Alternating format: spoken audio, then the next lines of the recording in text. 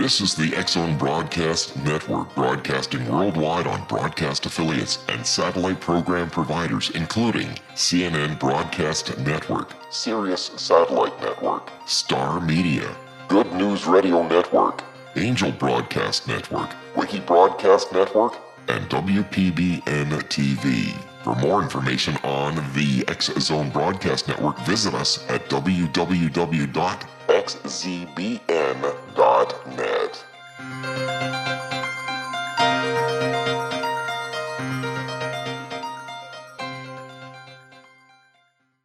AVS Media Demo. Papa Hotel Lima Echo November radio check. Papa Echo November, good afternoon, Richard 5. Good afternoon, read you 5 as well, Papa Echo November.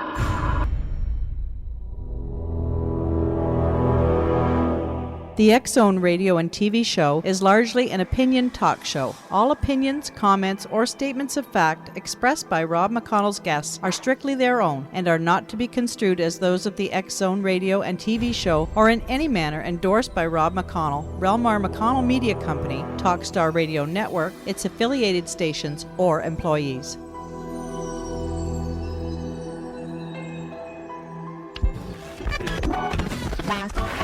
All Hit Radio.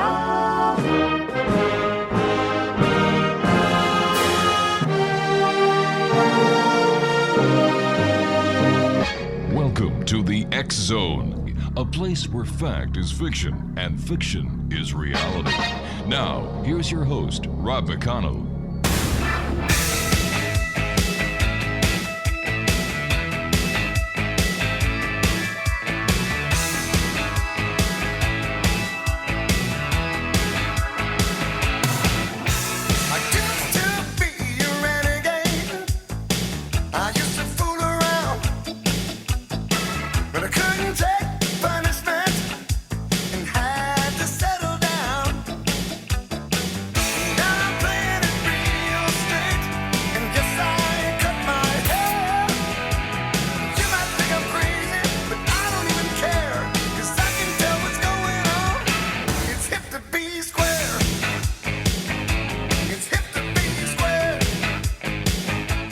And welcome back to the X-Zone, everyone. My name is Rob McConnell, coming to you from our studios in Hamilton, Ontario, Canada. Worldwide toll-free, 1-800-610-7035. Email xzone@xzoneradiotv.com. On MSN Messenger, xzoneradiotv@hotmail.com, and our website, www.xzoneradiotv.com. X-Zone Nation, my guest this hour is Brian Touhy. He's best known as the author of The Fix Is In, the showbiz manipulations of the NFL, MLB, NBA, NHL, and NASCAR, which was published by Feral House in 2010. The book gained national and international attention as it was reviewed by the Wall Street Journal, the nationally syndicated The Bookworm Says, The Independent in the United Kingdom, and Milwaukee's The Shepherd Express, among others. Touhy conducted over 100 interviews on radio stations across the United States and Canada promoting the book. And we're going to be talking to Brian tonight about his new book entitled Disaster Government, which was researched and written in the period of over 3 years. What began as a hobby, according to Brian, morphed into one of the only books written on the subject of the continuity of government programs available. It's based on the federal government's own files, many of which were obtained via the Freedom of Information Act. And joining me now is Brian Touhy. And Brian, welcome to the X-Zone. It's good to be on. Thanks for having me, Rob. Tell me, Brian, what was your inspiration, motivation for writing your newest book? Well, it was researched because it was a book I wanted to read and no one seemed to want to write. So I started digging into this subject matter, and I was always interested in conspiracy theories and that sort of thing. And the more I dug into this, the more I was concerned actually about what I found, and decided if no one else is going to write this book, I guess I'm going to have to be the one to do it. The name of your book is Disaster Government, and is there a set definition for disaster government, or should it be referred to as a national emergency?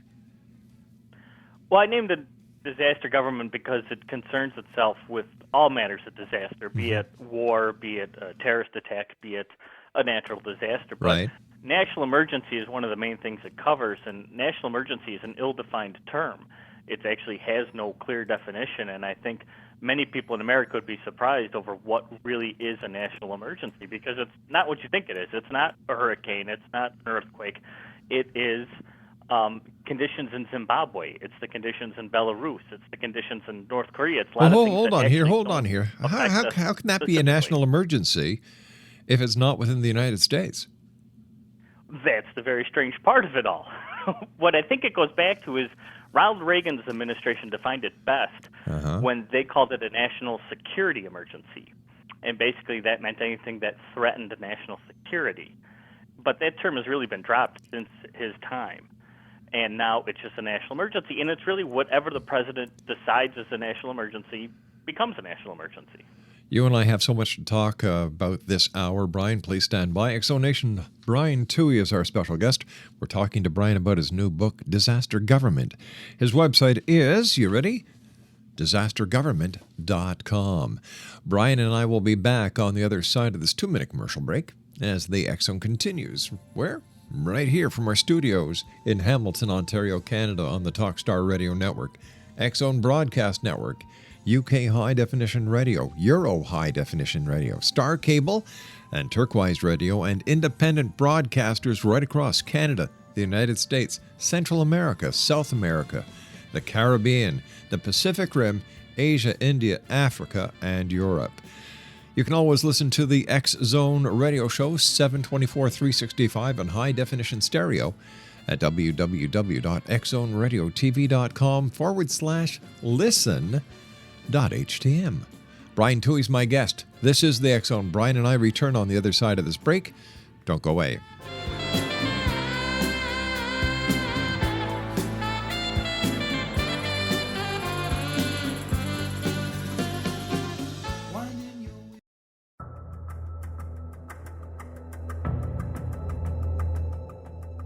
Modern Esoteric, Beyond Our Senses by Brad Olson, consummates the lifeology story about where humanity originates. It is the lost continents, the primitive wisdom, the mythos of creation, and the rethinking of ancient history as we are taught in academia. There is much more to the story than what we have been told. As this is the first book in the Esoteric series, Modern Esoteric starts at the beginning of time and accelerates up to this modern age. Future Esoteric is book 2 in the series and takes a forward-looking position ahead of today with an open and honest examination of the ET issue and various unexplained phenomena. To discover the writings of author Brad Olson, visit www.bradolson.com. That's www.bradolson.com.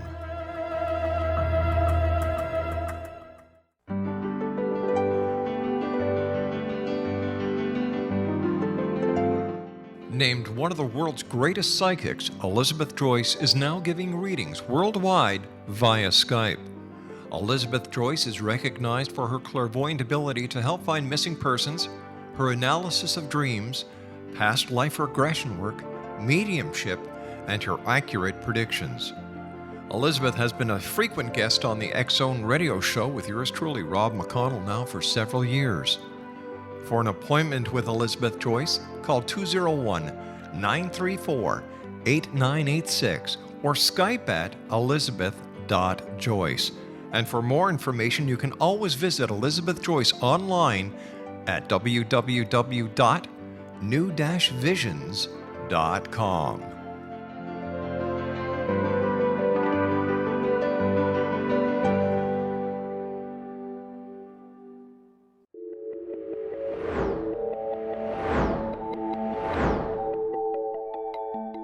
Do you have a dis-ease that you would like to alleviate through a natural means? Have you been contacted by angels, ghosts, or even extraterrestrials and want to validate these experiences? Or would you simply like to speak with someone who can help you find your life's purpose? I'm Dr. Joseph Mara, and I'm offering my services free of charge for first-time clients contacting me during the month of April. These free consultations include angel card readings, guided meditations, life coaching, and energy healing. If you have always wanted to explore these types of experiences but were skeptical or simply could not afford them, then take advantage of this free special offer. Contact me through my website, a guiding light spelled LITE.com to schedule your consultation today.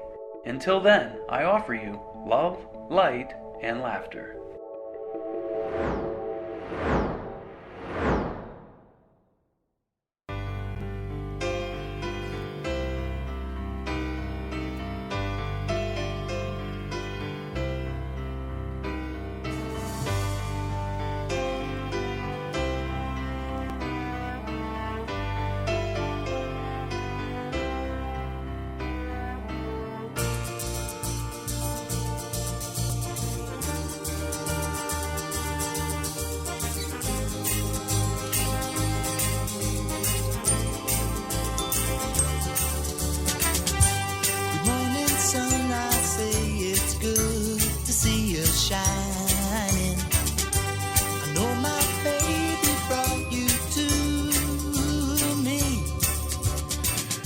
Welcome back, everyone. Brian Touhy is my special guest. We're talking to Brian about his new book. It is entitled Disaster Government, National Emergencies, Continuity of Government, and You. His website is www.disastergovernment.com. Now, Brian, I must say that you kind of threw me when you said that national emergency really has nothing to do with what's going on in the United States in many cases. In every case, actually, that's the really strange part of it all, is you would think something that's a national emergency would actually affect the nation, but that's not the case. Really what it is, it's something that threatens national security and allows basically the president and the federal government even to act outside of constitutional bounds. Wow. So how many national emergencies is the U.S. currently operating under? Shockingly, 25 at my last count. There's 25 separate national emergencies, and some of them are even, like 9/11. The events of 9/11 are still a national emergency today. So, I mean, there's a lot of strange things that are considered national emergencies. Like I said before, the conditions in Zimbabwe are a national emergency. The conditions in Iran are, the conditions in North Korea. But it's nothing that affect people here in the United States. I mean, it's not the economy, it's not the jobless rate, it's none of those things, all these strange outside of interests. So it seems like this is a little built-in clause that the government can use at its own discretion without having to report to the public what it's doing or why. Exactly. In fact, there's laws on the books, and I explain this in the book, that allows the president to spend over and above any budgetary constraints to combat a national emergency. So, example, again, 9/11 is still a national emergency here 12 years after the fact. Well, if we're fighting this war on terrorism, you can do so outside of budgetary constraints because it's a national emergency. So he doesn't have to report about how much money is being spent on this supposed national emergency, even as it's ongoing today. So what a national emergency under this blanket, let's talk about 9/11 for a second, the continuation of the national emergency clause when it comes to 9/11 and the fight against terrorism. Could this be looked at as a black op budget? Quite possibly, yes. Because, again, it does not have to be reported to Congress or to anyone, for that matter, until the national emergency comes to an end. Well, the funny thing is many of these national emergencies don't come to an end. Like in the case of this 9/11 one, it keeps getting renewed. And, in fact, they the Congress passed a law in 1976 called the National Emergency Act, which was supposed to curtail this and limit every national emergency to the length of 1 year unless it was renewed by a president. Well, what the president does today is they just keep renewing these national emergencies all the time. So many of the national emergencies that Bush enacted, Obama has continued in his administration. Nothing has changed. They just keep renewing them. Therefore, they don't have to admit how much money is being spent supposedly combating these supposed emergencies. To the best of your knowledge, doing the research that you've done, how many national emergencies, and I'm putting that in quotation marks, have actually been stopped, concluded, brought to an end? Not many. What really started this National Emergency Act in 1976 was the fact that Congress realized that a national emergency that FDR had initiated in 1933 was still ongoing. That the national emergency in 1950 that Truman initiated, which was the Korean War, was still technically ongoing. And then there was two that Nixon initiated in the early 70s that were also ongoing. So Congress suddenly realized, oh, wait, we can't be operating under an emergency government, basically, and said, we're going to put a stop to it, and then they passed the law. But then the number of national emergencies exploded after the law was passed, and it's gotten out of control, and Congress never took that power back. So tell me this.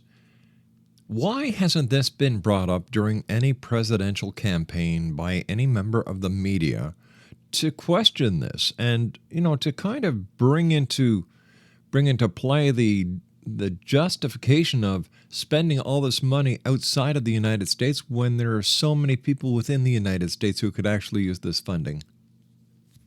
Honestly, it's because I don't think anybody realizes it's not going on. I think that's the main reason it's not questioned. I mean, you think something called a national emergency would require people standing on, the White House lawn urgently reporting what's going on and how we're combating this emergency, but that's not the case. You'd think so. So I think really what it is, yeah, exactly. But nobody realizes these things are ongoing or have been ongoing, and therefore I don't think they realize the consequences of them. They don't even understand the powers available to the president, which are really overreaching powers if he chooses to put them into effect. I would imagine that if a new president coming in was to stir the pot by canceling a national emergency, there'd be a lot of explaining that would have to be done. So is it better for someone? So is it better for the president to say, I know it's there, but I'm not going to touch it? I think so. I mean, that's the only reason I can imagine why Obama, again, would basically renew everything that President Bush did in terms of national emergencies. He never let one slip and end like it should have. They all were renewed. So I got to imagine that's the reasoning, is there's some sort of internal, problem that they want to be able to allow it to just keep rolling. Again, I think it's because of the budgetary constraints. It allows them to spend over and above what they normally could. Exxon Nation, Brian Touhy is our guest this hour. We're talking to Brian about his new book. It's entitled Disaster Government, National Emergencies, Continuity of Government and You. His website is www.disastergovernment.com. Brian, what is posse comitatus? Well, posse comitatus is one thing that a lot of people here in America are worried about, and that is basically it's a law that prevents the military from acting as a police force amongst the citizens. And basically, posse comitatus can be thrown out the window in the event of martial law being declared. So you could actually have the National Guard in law enforcement roles as, well, haven't we seen that in the past without martial law being declared? Well, the National Guard is allowed around posse comitatus. There's a couple exceptions. So one of them is the National Guard. Okay. They're allowed, as we've seen after like a hurricane or an earthquake, to act as a police force to help basically maintain the peace and help people and that sort of thing. Another way around it is the Coast Guard is allowed to protect the borders and act as a police force. The Navy and the Air Force are actually allowed to protect the borders and act as a police force in cases of the war on drugs. Right. So, I mean, there are things around it, but the specific is, and it dates back from after the Civil War when the Northern Army occupied the South, basically. That's why the law was passed, to get the Northern troops out.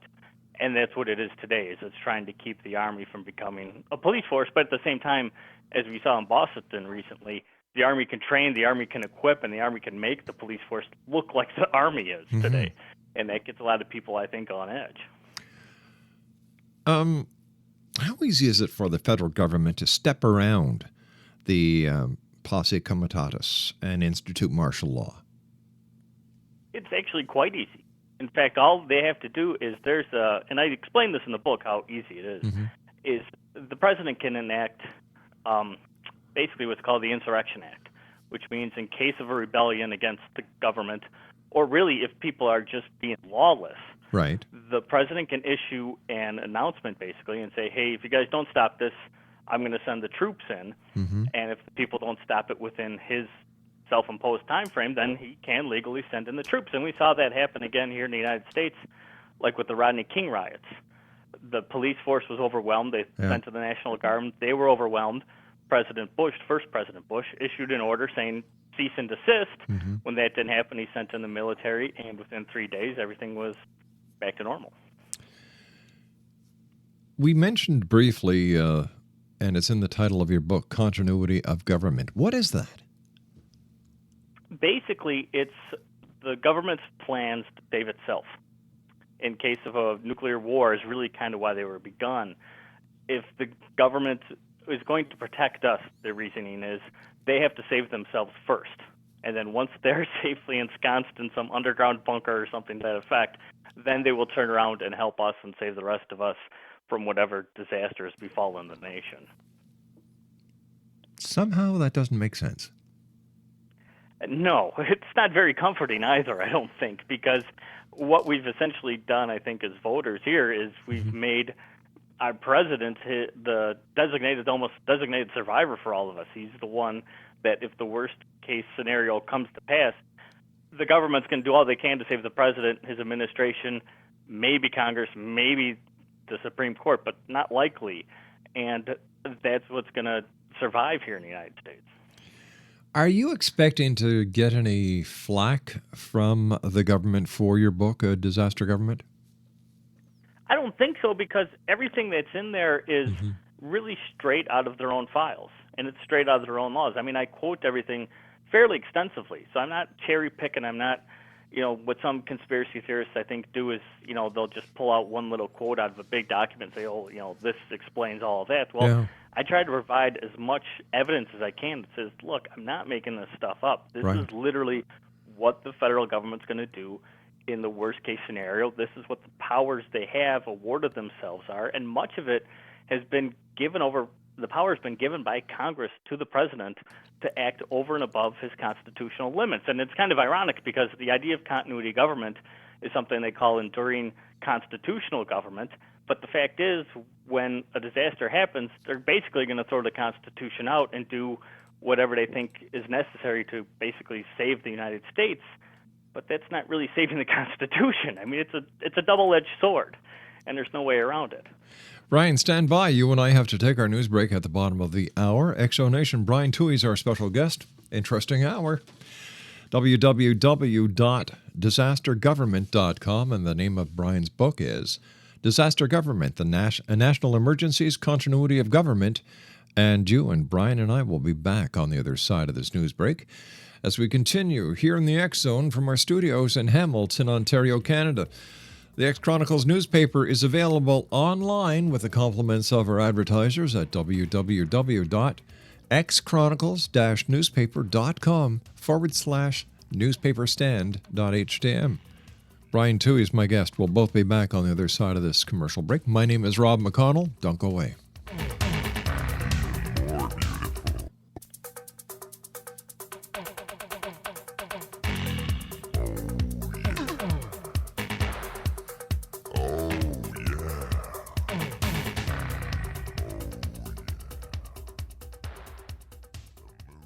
Are you considering calling a psychic to read your situation? Then consider David Champion, a psychic medium for more than 20 years with thousands of readings under his belt. David Champion will make you feel comfortable. He has proven to be honest and accurate. He's a straight shooter. There's no guesswork. What he sees is what you get. While he is a medium, most of the calls focus on relationships, not only love, but work, school, neighbors, and more. Need help with finding a job and preparing for the interview? Are you dealing with people who are obstacles in your path? For more information, go to davidchampion.com, $1.50 per minute paid by credit card with a minimum of 30 minutes.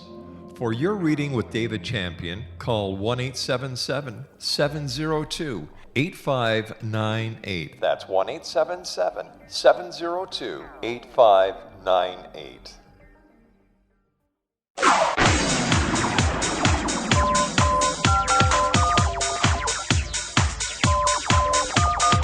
Now you can dial in to listen to the X Zone radio show from anywhere in the world with Rob McConnell 24/7, 365 by dialing 213-401-0080. That's 213-401-0080. If you have a mobile phone or landline, the X Zone radio show with Rob McConnell is now at your beck and call at 213-401-0080. That's 213-401-0080, 24/7, 365.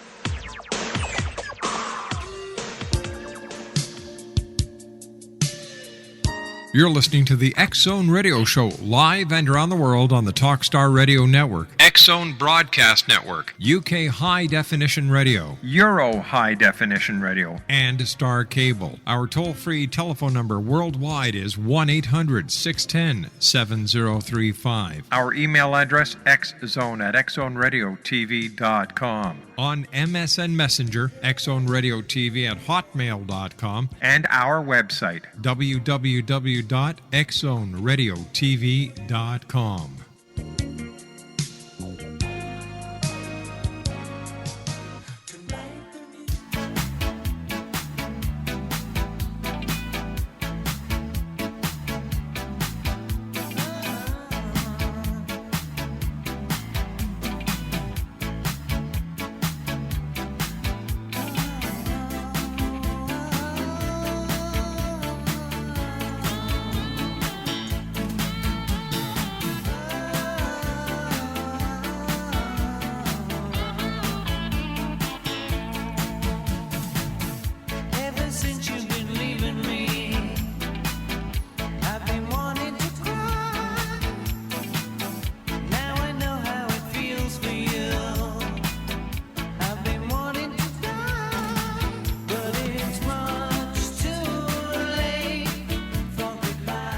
And welcome back to the X Zone, everyone.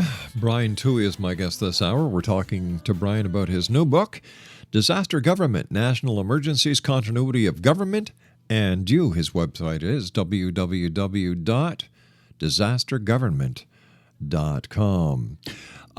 Brian, we talked before the break about how, the president and those privileged few in Washington, in the case of, let's say, a nuclear threat or an impending strike, they'd be taken to some safe place and, they'd only emerge once the crisis was over.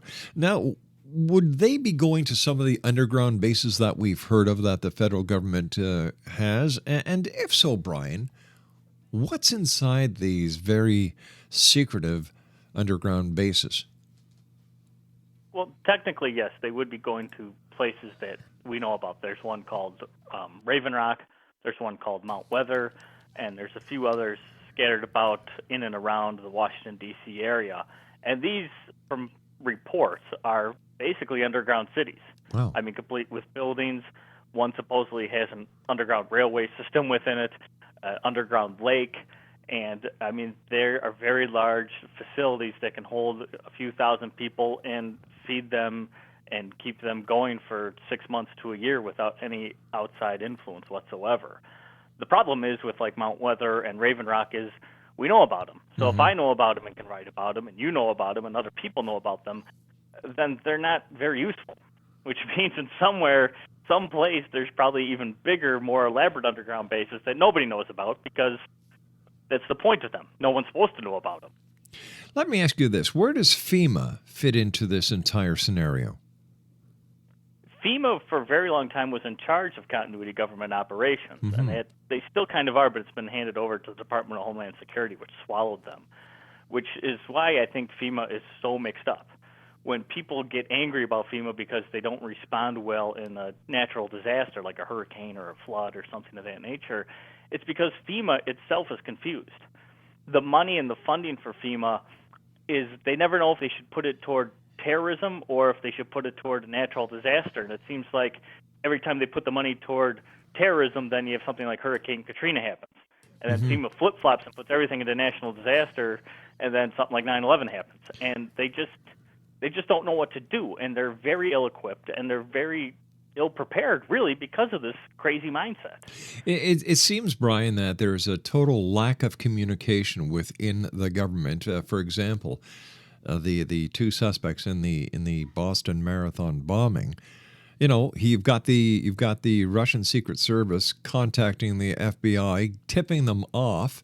The FBI kind of drags their heels on it, while the CIA has already done investigations on it, and the Department of Homeland Security and Border Protection Services have them on one computer system but not on another.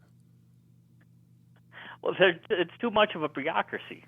I mean, that's really the biggest problem is they can't they can't communicate because there's too much information, there's too many people involved, and they can't make heads or tails out of this stuff. It's concerning. I mean, it's really concerning that supposedly, if they have the ability to tap every phone call and they read every email and follow every text message and all that, then we get the sense that they know everything. But the fact is, it seems like they know very little. And what they stop, they almost stop on accident. I mean, it's not. And in fact, in many places in the United States, actually, when they've stopped supposed terrorism, it's because the FBI was actually feeding the supposed terrorists what they needed to operate and giving them fake bombs and basically setting them up and then saying, oh, look, we captured a terrorist, when they almost created the terrorists themselves. So in your opinion, how could this be solved? Like, really strip back the government is really what they need to do. Is really, I mean, you thin it out. I mean, like with FEMA, for example.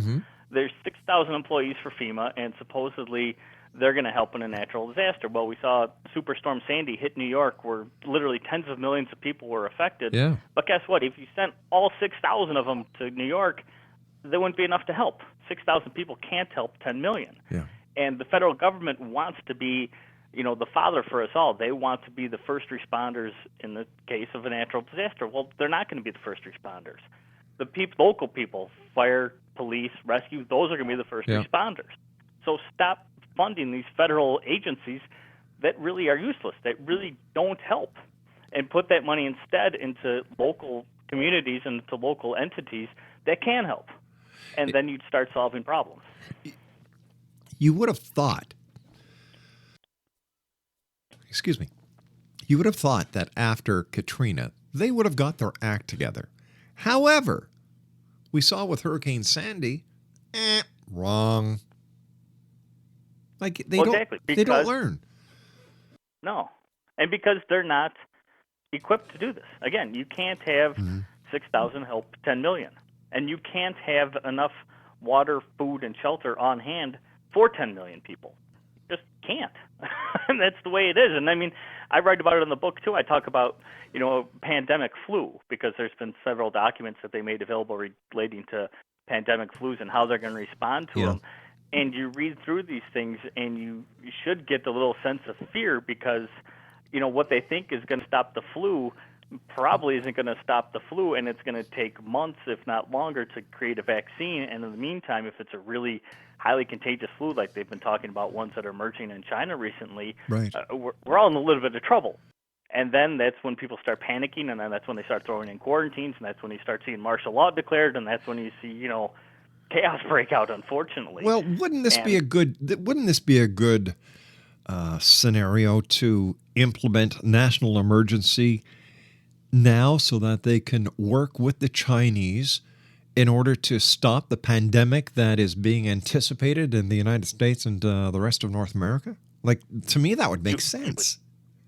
You would think so. Yeah. You would think so. I mean, Obama did declare the swine flu that broke out a couple of years a national emergency. Yeah. He did do that, and that was one that actually ended after a year. That's one they allowed to lapse and end. Wow. So by declaring it a national emergency, it allowed the Department of Health and Human Services to, up their budget and do more in preventing and, vaccinations and that sort of thing. So, I mean, they were actually kind of Johnny on the spot with that one. It just wasn't that threatening of a flu. If something really threatening, really contagious, really deadly broke out, we'd probably see a different type of scenario. Going through the material that you sent us, I came across the Eisenhower 10. Who were they?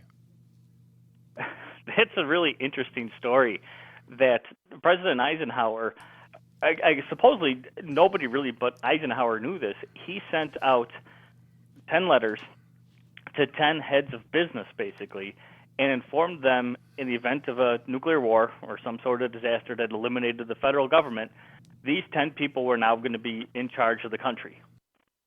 On his own, he just basically deputized these people to run the country if the federal government was gone. So he had his own little posse planned. Exactly. And and it's funny because I include one of the letters in my book so people can read it. I mean, it's basically like a form letter. Like, thanks for your, willingness to do this. Here's going to be your job title. This is what you can do. And this letter says you can do it because it's signed by me. And when the Kennedy administration found out about it, they kind of flipped out. But then apparently they continued it.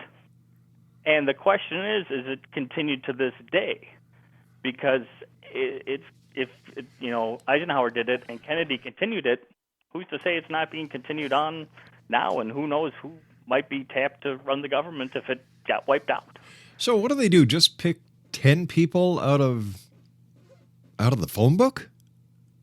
I don't know exactly why he chose the 10 he did, but they were kind of captain's industry. And it's interesting, out of the 10 jobs that were assigned, one of them was censorship. I think the guy he assigned that to was, I think he was president of CBS Television at the time, and his job was going to be head of Office of Censorship. Now, amazingly, you would think we'd have more important jobs that need to be done than censorship, but I guess not in the government.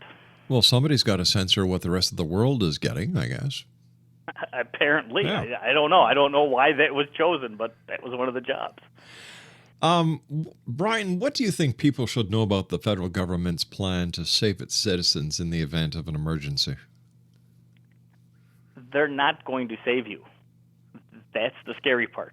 Their job, they even tell you, if you go to the federal government, and FEMA has actually done some pretty good job in terms of designing pamphlets and ideas for basically preparing yourself and saving yourself in the event of a disaster. But one thing they do not do a good job at all, in my opinion, is they flat out tell you, we will not be there for you for at least 72 hours, for 3 days. So if, the hurricane's coming, an earthquake, whatever, the federal government's not going to be there for at least 3 days.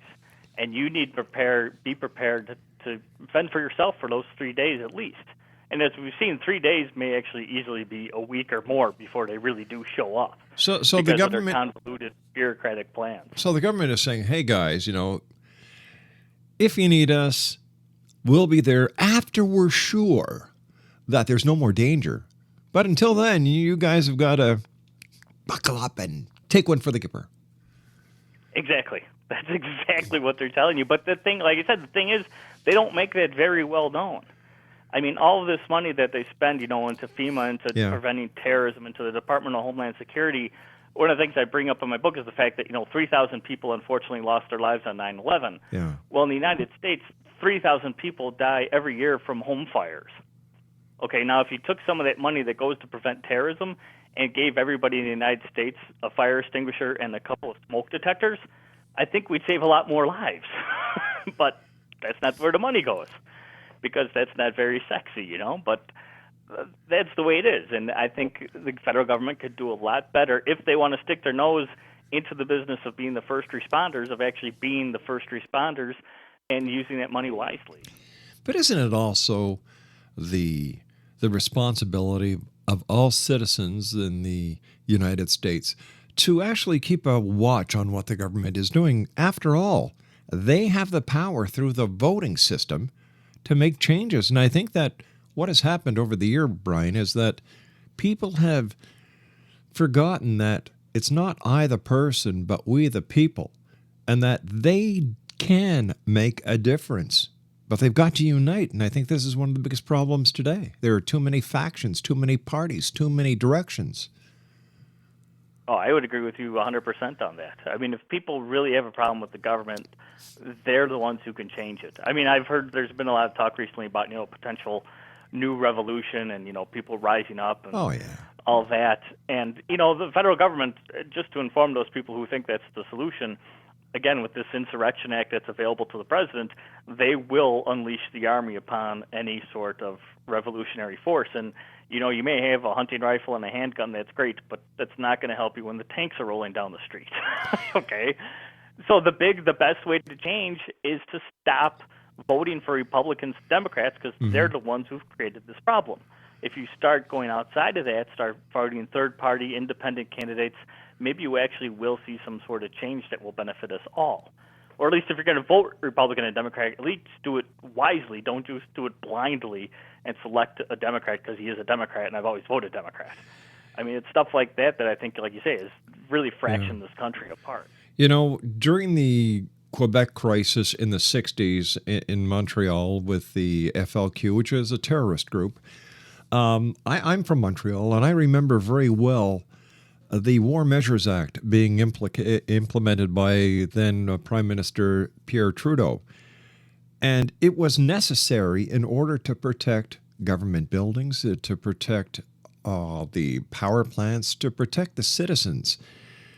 In that case, it worked because of the bombings and everything else that was going on. When the imminent danger was over, the War Measures Act was repealed. It was done in a timely fashion. So I can understand the importance of having something like this, but I certainly would not want to see any government abuse its power, because they're only hurting themselves and the people that have so much faith and trust in them. Well, I think you're exactly right. If they do implement something like martial law, for example, you hope they do it for a good reason, and that's to protect the people, stop criminals or the lawlessness that's going on. But the way everything is set up, it's really set up for a legal overthrow of the government, if that's the way somebody chose. So the thing is when you give up those rights, when you allow them to have martial law and implement it, are they going to be nice and stop? Or are they going to take it the other way and literally take over? Food for thought. Brian Touhy is my special guest. We'll be back on the other side of this commercial break, External Nation. Brian's book is entitled Disaster Government, National Emergencies, Continuity of Government, and You. His website, www.disastergovernment.com. We'll be back on the other side of this commercial break. My name is Rob McConnell. This is the X Zone. Don't go away.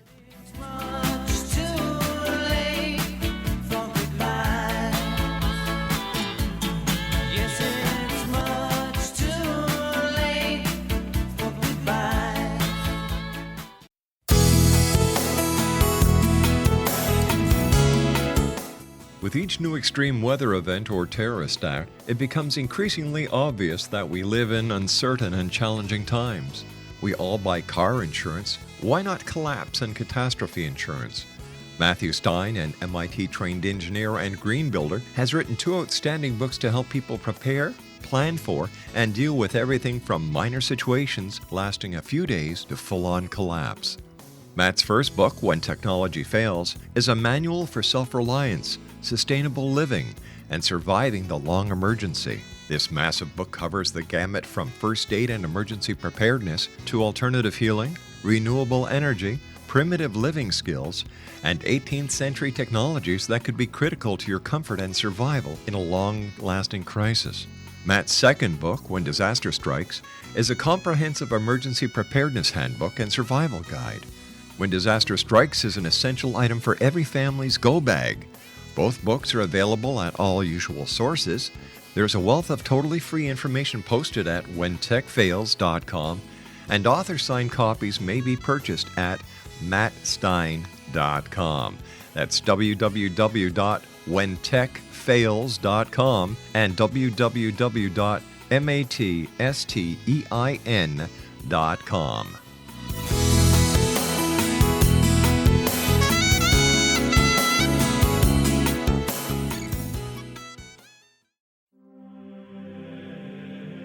Rob McConnell here, presenting an overview for Nicholas Paul Jennings, author of a fascinating book, Amen.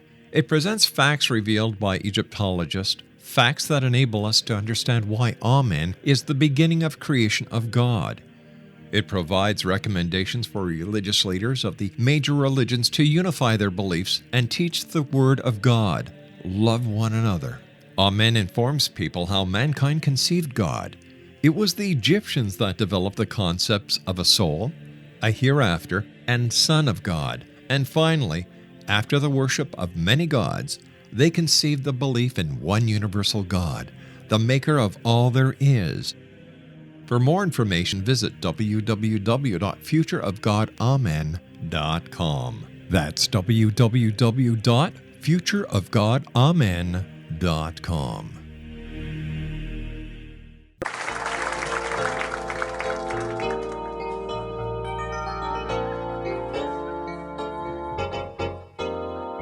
Well, I just got back from Roswell, where the aliens have been. And if you ask the feds the cause, well, they'll only lie again. Now I'm hunted by the gumshoes, and I'm wanted by the cops, 'cause they think that I might be the guy making circles in the crops. And I know that there's a conspiracy from the voices in my head. Elvis lives, that's clear to me. It's McCartney who is dead. And if the Mars man should come again and take me, I will go. I will take a trip on their rocket ship. God bless the UFO.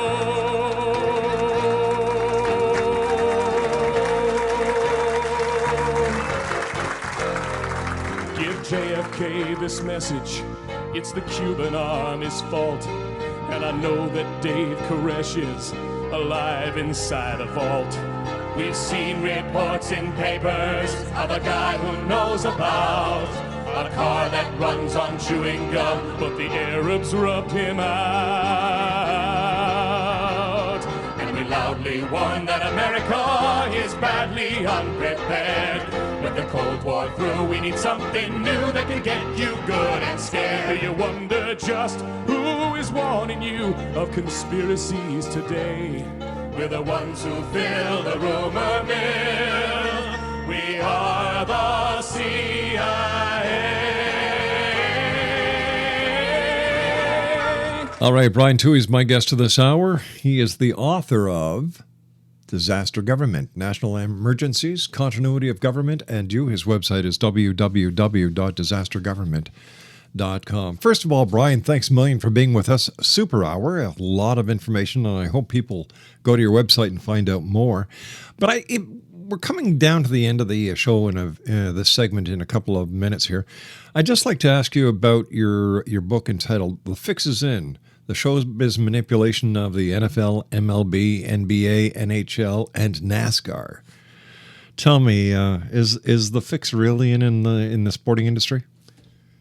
Yeah, I actually believe that the professional sports leagues will and have and can fix their own sporting events to get the best TV ratings, to create the best storylines, and basically to get people watching, because that's what makes all the money for them today. It's ridiculous. You know, for a mom and dad to take their two kids to see a professional sporting event, it's what, $300-400? Can be, depending where you want to sit, sure. Yeah, but I think what it is today, a lot of it, like for the NFL, for example, makes over $6 billion a year on television. And the NHL makes about $1 billion a year on television. Major League Baseball, $3 billion a year on television. They don't need people in the seats. They need people watching at home. They need that advertising money. They need that TV money to keep thriving. And I believe in order to do that, they like a reality television show, which isn't as real as people want it to believe. Oh, tell me about those, eh? Professional sports aren't as real as you want them to believe, because it's not illegal, at least here in the United States, for a league to fix its own game. They can do so perfectly legally and do it as often as they would like. I don't think every game is fixed, but I believe several of them have been, because of that need to get people watching and to create storylines. Brian, do you think we've got less than 40 seconds of our producers telling me, do you think that the wrestling industry was the cat that brought all these dead mice to the counter? Potentially. I mean, I think actually a lot of these leagues figured that out in the 1960s, because that's when television really started to take off, and that's when they started to see more money come out of it. And that's who they started catering to more than anything. Hey, Brian, we've got to say so long for tonight. I do want to thank you so much for joining us. Continued success, and I look forward to the next time you and I meet back here in the X Zone. Thanks for having me on, Rob. I appreciate it. Take care, Brian. Brian Touhy has been my guest. His website, www.disastergovernment.com. I'll be back on the other side of this commercial break with the news at 6.5 minutes past the top of the hour as the X Zone continues from our studios in Hamilton, Ontario, Canada. My name is Rob McConnell. I'll see you on the other side of the news.